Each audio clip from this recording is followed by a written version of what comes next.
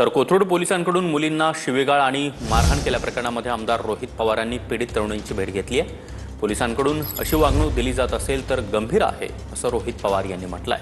महाराष्ट्रात नक्की चाललंय तरी काय असा खोचक सवाल रोहित पवार यांनी विचारलाय। पीडित मुलींना न्याय मिळावा अशी आमची भूमिका असल्याचंही रोहित पवारांनी म्हटलंय।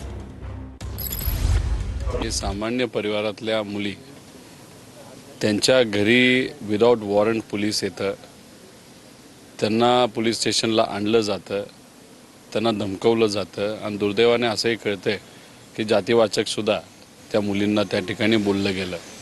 तर मग ह्या सगळ्या गोष्टी असताना ते जेव्हा आपल्या हक्क बजावण्यासाठी पोलीस स्टेशनला जातात तेव्हा त्यांचा अर्जसुद्धा एक्सेप्ट केला जात नाही। हे कितपत योग्य आहे?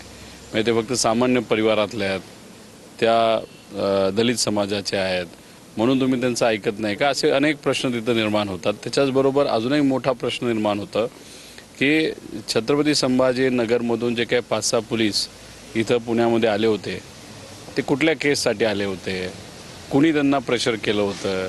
13-14 तास म्हणजे आता टोटल बघितलं तर 15 तासाच्या आसपास झाले फक्त तिथं दखल घेण्यासाठी।